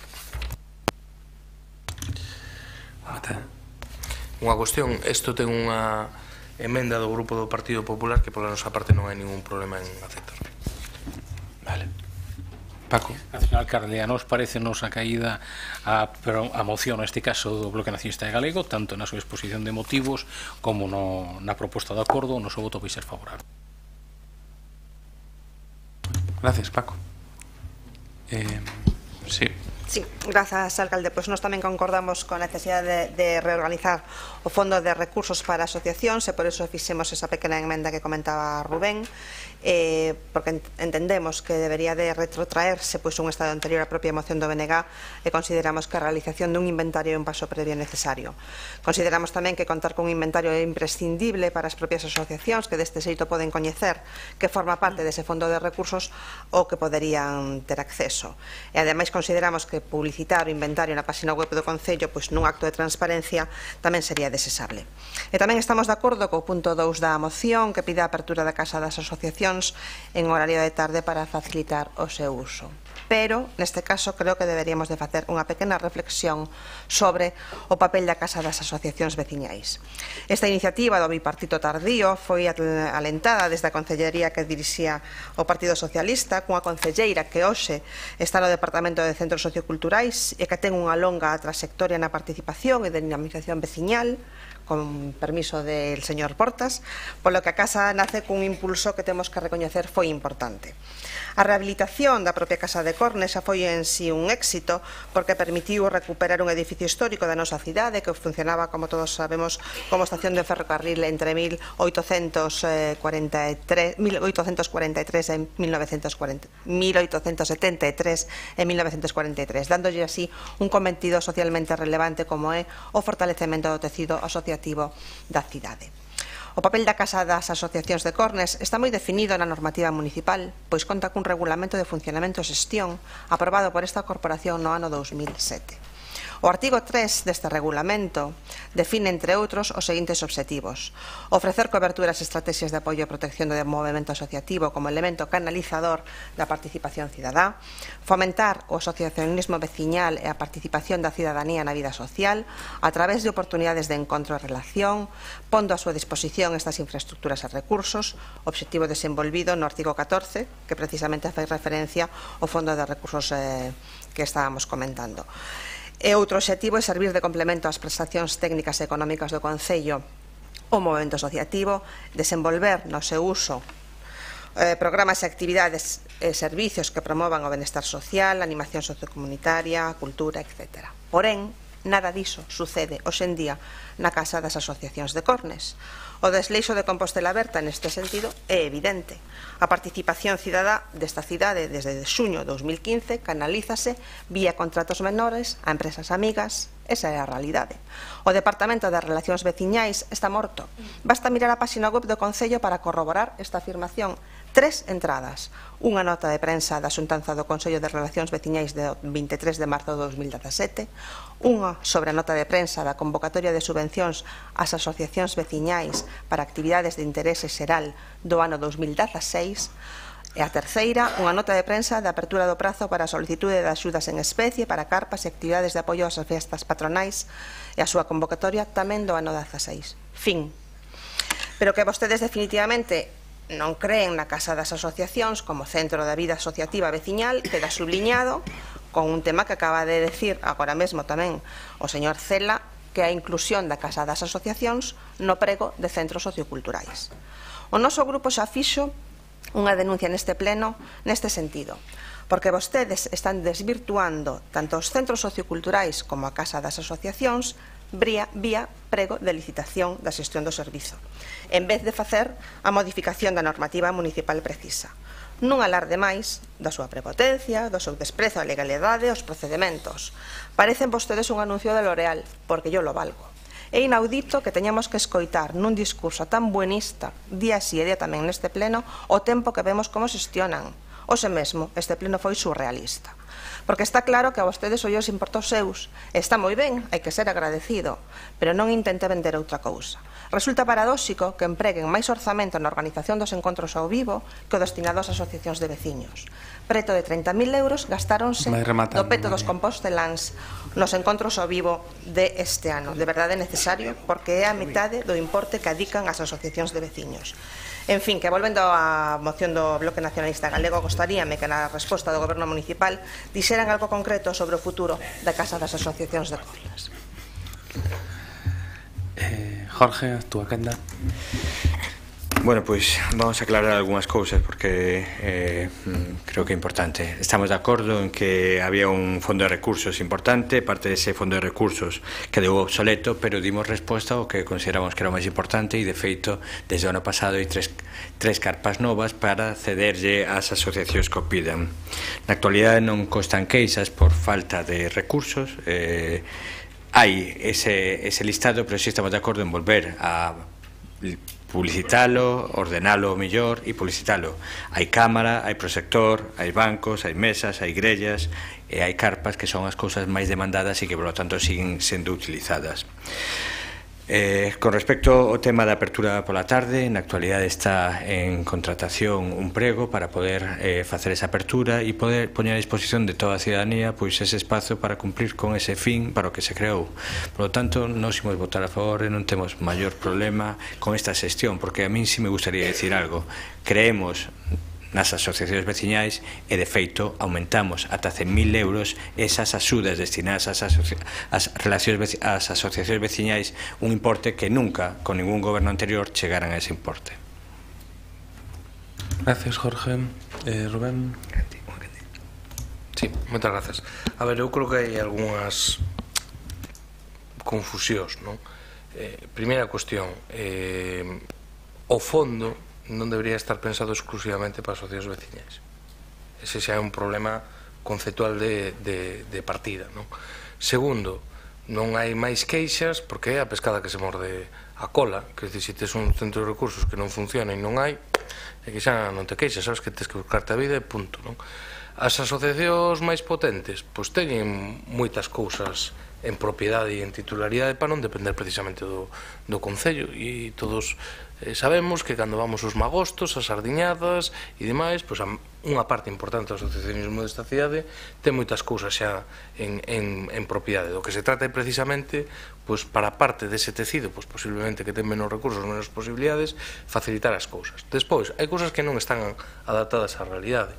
O sistema de empréstito das carpas, ao final, é tremendamente problemático, porque non resolve o problema de moitas asociacións. Hai moitas veces que prácticamente é máis barato ir á oferta privada pura e dura que contar co do Concello, porque o Concello ten carpas en titularidade, pero que despois a asociación de veciños en moitos casos ten que facerse cargo dos costes para ellos a montaxe, seguros e demais. Non en todos os casos se instala por parte do Concello cando se solicita unha carpa dese tipo, non? E por último, decir que a outra clave está na difusión, non? Que se non se coñece, eu podo asegurarche, Jorge, que a inmensa maioría do tecido asociativo desta cidade non sabe que existe eso.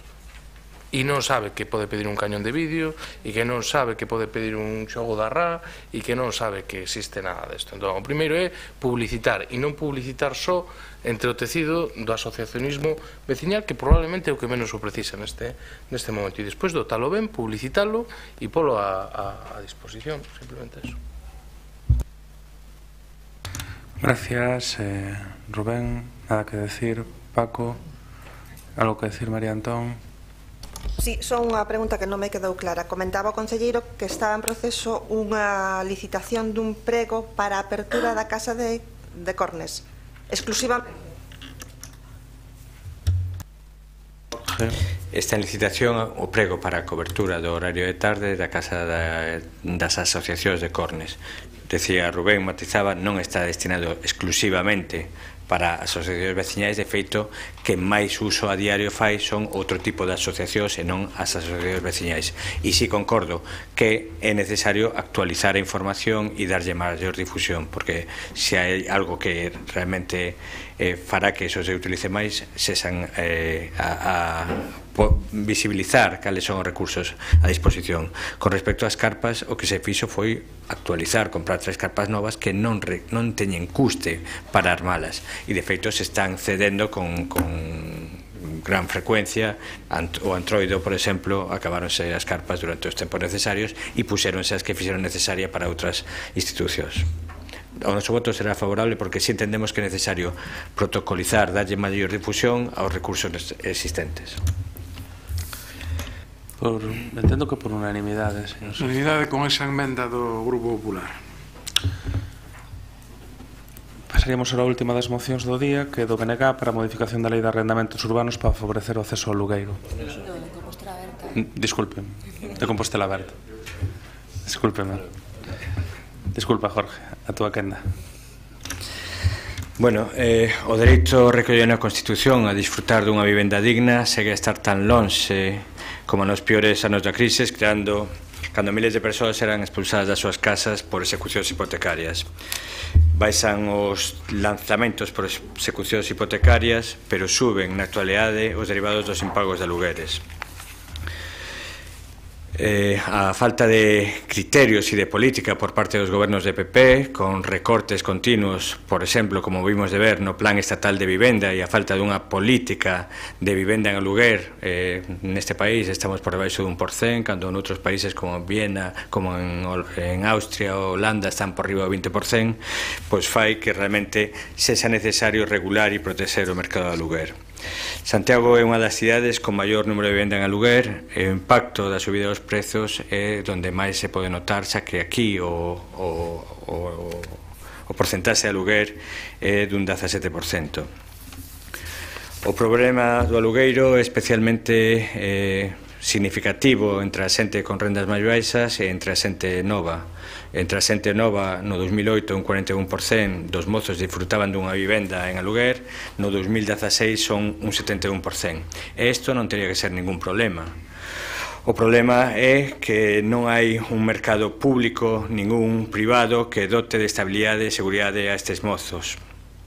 Aumenta a demanda de aluguer, sobre todo nas áreas urbanas, e como non hai ninguna medida que regule os prezos, pois estes precios suben como fixeron no 2017, donde en algunhas cidades como Santiago e outras cidades de Galicia medraron por riba do 6%.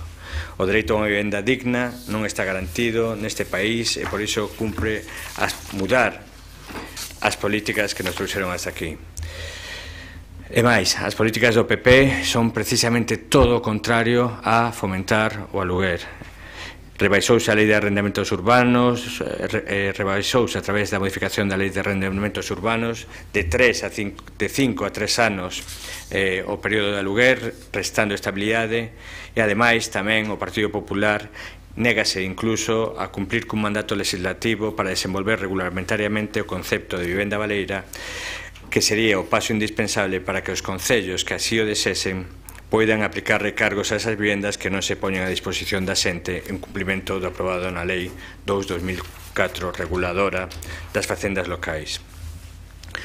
Hai exemplos desta regulación dos prezos en outras cidades europeas que dispoñen de normativas orientadas a impedir subidas indiscriminadas no prezo dos alugueiros entre contrato e contrato. De feito, mirando experiencias de outros países europeos como en Alemania, que teñen maior duración nos tempos de aluguer, son donde hai uns mercados máis potentes neste mercado. Por todo isto, queremos facer un chamamento para que desde os gobernos do PP a nivel estatal e diría que tamén a nivel galego, polo que ten que ver na súa falta de vivenda pública en aluguer, pois se tomen os seguintes acordos. Con respecto ao Estado, propoñemos impulsar unha reforma urxente da Lei de Arrendamentos Urbanos para proteger os dereitos dos arrendatarios. Esta reforma tería que permitir alongar a duración dos contratos dos 3 anos aos 5. Debería, ademais, establecer unha limitación no aumento dos prezos entre contrato e contrato que impida alugueres abusivos. Para aplicar este sistema deberíanse declarar áreas de mercado tensionado en todos os municipios que o soliciten, buscando un sistema de contención de alugueiros que vería determinado por un indicador que estableza prezos de referencia en función de variables, renda familiar disponible, superficie de piso, estado de conservación e que permitan un control e poñan coto a subidas indiscriminadas. Se o Estado non está disposto á reforma da Lei de Arrendamentos Urbanos, debería facilitar ás comunidades autónomas ou ás cidades que así o pidan declarar esas zonas de mercados tensionados para poder poñer coto ás subidas de precios. Deberíanse introducir e cumprir co acordo aprobado no Congreso para permitir gravar o IBI a través de vivendas baleiras. E tamén, dadas as competencias da Xunta de Galicia en materia de vivenda, proponse que o Instituto Galego de Vivenda e Solo dote dun parque público de vivenda suficiente para dar cobertura a todas as familias que o demandan, que se aposta claramente polo aluguer como un dereito da poboación.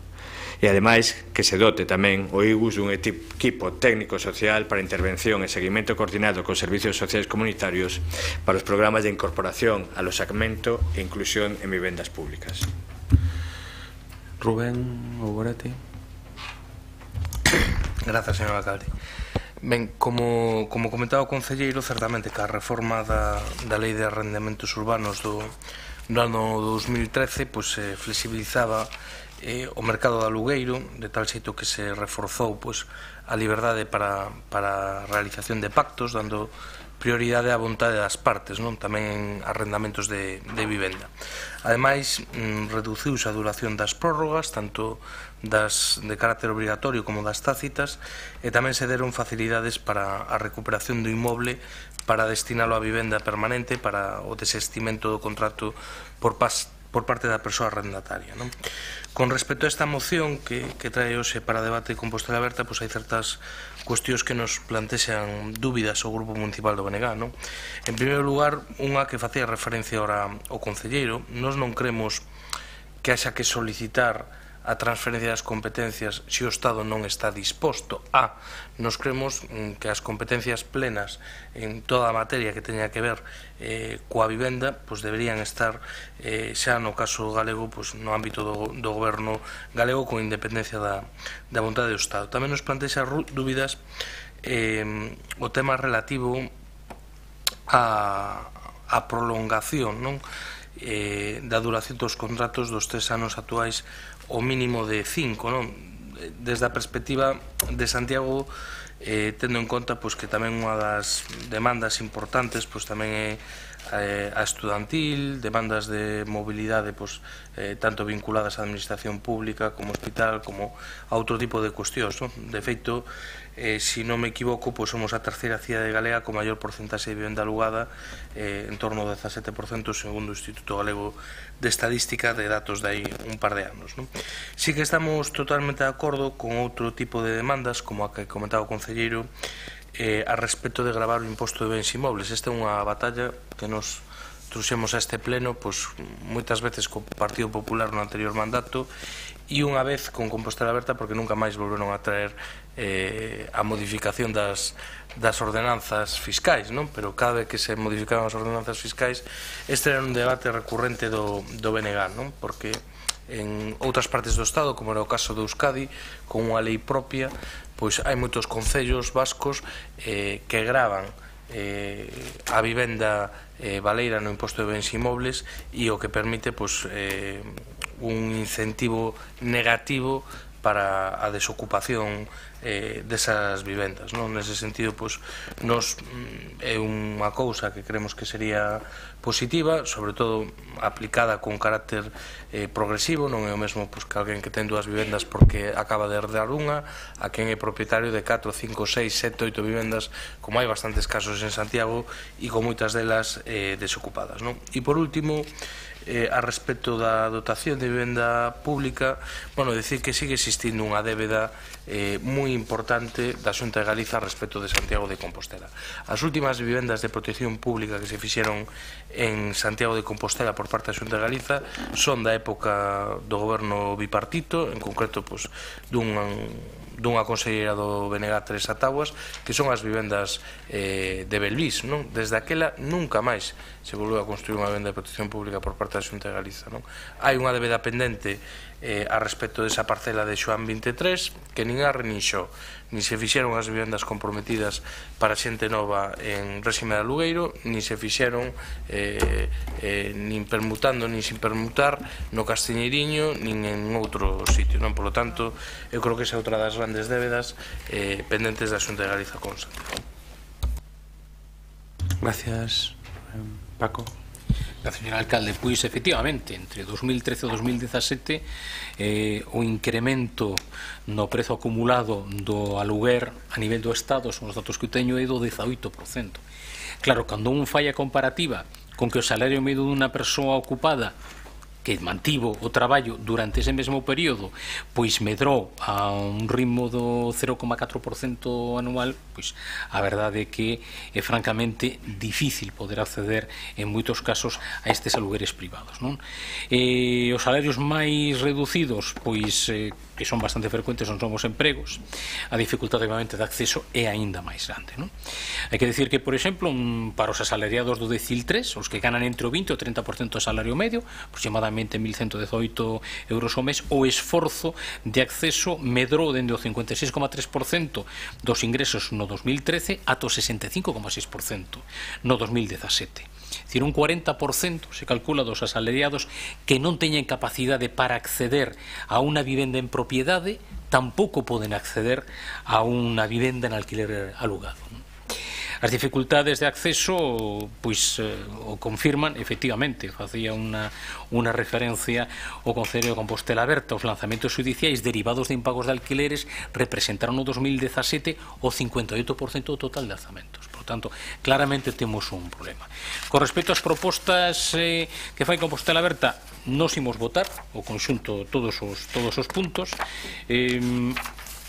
Alguna puntualización, solamente un par delas. A primeira, vai ser difícil non reformar, non estamos de acordo que a reforma da lei de arrendamentos urbanos se pasar de 3 a 5, pero vai ser difícil pois que puntualmente en determinadas poboacións non se aplique, ou se aplique con, obviamente pasa de 3 a 5 dunha maneira xenérica. Con respecto ao punto 2, declarar as auras de mercado tensionado, un sistema de contención de alugueiros a través dun indicador, non son os tempos xa a estas alturas para comezar a facer un análisis sobre a efectividade real dese tipo de medidas, pero nós en principio a imos apoiar. E con respecto ao parque de vivenda pública, pois somente falta unha cousa, que sí que dixo o concelleiro, pero non está no escrito. Asumo que é o que querían decir, que é un parque de vivenda pública de aluguer que nos pensamos, o dixo na exposición, que nos pensamos que efectivamente o que necesita, o que se necesita en Santiago é un incremento. É certo que comentaba o concelleiro do Bloque Nacionalista Galego, se non lembro mal, dende 2010 pois estamos á espera da construción de unha soa vivenda vivenda pública. Por lo tanto, o noso voto vai ser favorable con todos os puntos. Gracias, Paco. Teresa. Bueno, yo a estas horas de la noche le voy a echar un poco de sentido del humor a esta... Bueno, quiero empezar por la exposición de motivos.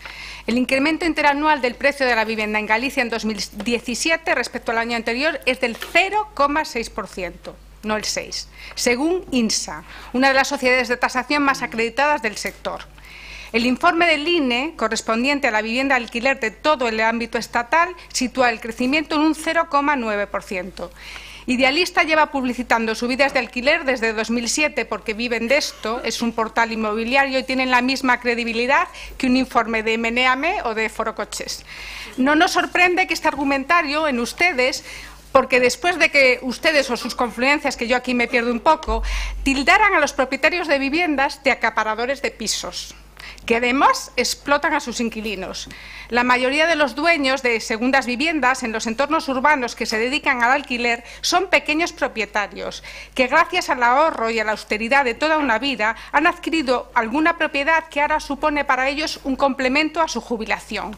En el caso particular de Santiago suelen ser emigrantes que un día marcharon con nada más que la maleta de cartón, lo sé de primera mano, y consiguieron volver con un poquito de dinero que les permitió adquirir 1 o 2 pisos, y este era el plan de pensiones de las generaciones que nos han precedido. La rentabilidad bruta media de una vivienda de 3 habitaciones es aproximadamente de 2.600 euros anuales. Podemos decir que para que el acaparador de viviendas gane lo mismo que un concejal de Santiago, tiene que acaparar 16 viviendas de alquiler. ¿A cuántos conocemos que tengan tantas viviendas? Igual alguno que está por aquí sentado se acerque, pero creo que todos quedan lejos de esa cifra.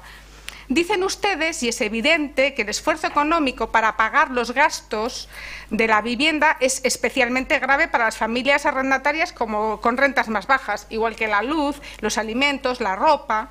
Y dicen también que la estabilidad del alquiler es un factor clave para el arraigo, que sin duda es cierto. El problema es que ustedes quieren hacer políticas con los bienes privados y no con los bienes públicos, y además poner los deberes a los demás cuando no hacen su trabajo. Hay formas de poner la vivienda privada al servicio de las rentas más bajas, ofreciendo algún atractivo a los propietarios. Ustedes firmaron con la Xunta un convenio para el programa de viviendas vacías. Creo que tienen aprobadas las bases desde septiembre del año pasado, pero no lo ponen en marcha. Dicen de antemano y sin probarlo que no dará resultados positivos. Desde luego no lo tendrán si no lo ponen en marcha. Habrá que darles la publicidad necesaria. Son ustedes expertos en publicidad. Vimos hoy el folleto este de la grúa. Son muy buenos. Les encanta hacer anuncios. Anunciaron en mayo de 2016 un plan para facilitar el alquiler a precios accesibles. 2016. Y hasta ahora no hay lugar para apuntarse a tal acceso.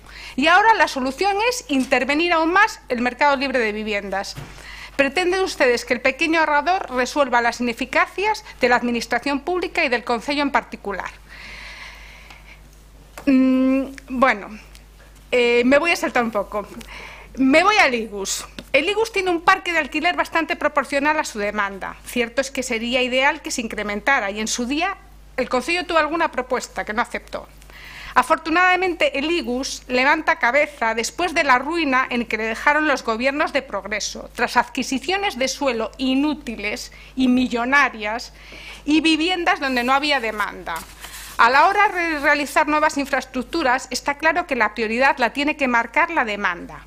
Les invito a entrar en la página web del IGUS, que tiene el registro de demandantes y es de consulta pública. Yo lo hice ayer, y la primera ciudad de Galicia que demanda es Vigo, con 2.277. Después Coruña, con 1.289. Pontevedra, con 572. Ferrol, con 502. Y en quinto lugar, Santiago, con 370 demandantes. Y en cuanto al equipo social de intervención y seguimiento, ¿qué decir? El Concello tiene servicios sociales, tiene un programa de vivienda vacía. Póngalo en marcha, porque no hacen su trabajo, en vez de poner deberes a los demás. Por supuesto, nuestro voto va a ser negativo. Gracias, Teresa. 2 minutos, segunda quenda. Creo que queda perfectamente claro que o dereito á vivenda é un problema ideolóxico para moita xente que só pensa que a vivenda é un dereito especulativo de propiedade privada. Nós creemos que a Constitución, neste caso, garante o dereito á vivenda igual que o garante a Declaración dos Dereitos Humanos da UNESCO, o dereito á vivenda. E ese dereito á vivenda pasa por políticas públicas que podan poñer vivenda a luguer a precios razonables para a poboación. É bastante sinxelo. Hai que facelo. Falaba e me alegro que fale de novo Teresa Gutiérrez do Plan de Movilización de Vivenda Baleira da Xunta, que ofrece unhas axudas ao longo de todo o ano cuantificadas en 300 euros a través dun seguro. O sea, un arrendatario tería unha bonificación de 20 euros mensuais. Se vostede pensa que con eso vai mobilizar algo, dígao, porque de feito sabemos a publicidade que a Xunta fai, pero non sabemos cantas vivendas deste plan de vivendas están no mercado. Non sabemos. Non si sabemos que desde aquí, desde o Concello de Santiago, desde Servizos Sociais, se piden esas vivendas e si sabemos que non hai oferta de vivendas suficientes para a demanda que hai desde o Concello de Santiago. Falaba ahora mismo de que hai 370 demandantes de vivenda na cidade de Santiago de Compostela. O número de vivendas de promoción pública nos últimos 8 anos, acabo de decir Rubén, 0. Si a usted lle parece que é unha política eficiente, bueno, pois así nos irá. Algo que engadir, Paco? Rubén, queres decir algo?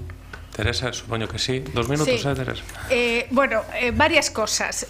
Con respecto al programa de viviendas vacías, yo no sé si usted conoce muy bien el mercado en Santiago. Los precios en Santiago son la mayoría, la verdad es que los pisos son muy lujosos, pero los precios son muy baratos, por lo menos en el ensanche. Hay precios, le aseguro que hay precios de 350 euros, de 450 euros. Aparte de eso, uno de los principales problemas para alquilar que tiene el propietario son dos temas que el programa de viviendas vacías resuelve. Uno, el asegurarse que no va a tener impagos, y el otro asegurarse que no va a tener daños. Eso es lo que le ofrece el programa de viviendas vacías al propietario, y eso seguramente que le ayudaría a alquilar.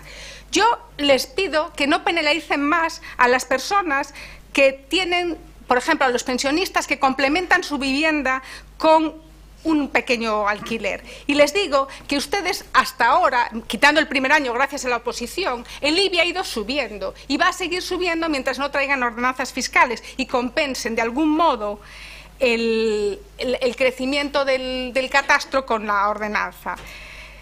En Santiago no hay un problema de falta de viviendas de oferta, hay una sobreoferta, porque debido a la descentralización de la universidad, todos aquellos pisos que se dedicaban al alquiler de estudiantes, hay bastante sobreoferta.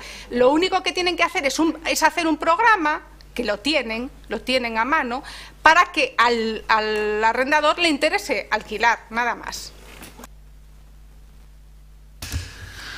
Vamos a pasar a votar, señor secretario. Votos a favor de esta proposición de Compostela Aberta para modificación da Lei de Arrendamentos Urbanos para favorecer o acceso a alugueiros. Votos a favor, Compostela Aberta, BNG, PSOE. Votos en contra, Grupo Popular, abstencións 0, quedaría aprobada. Bueno, pues levantamos a sesión, moitas gracias. Esto todo, ¿no? Sí. A la Rudacillo.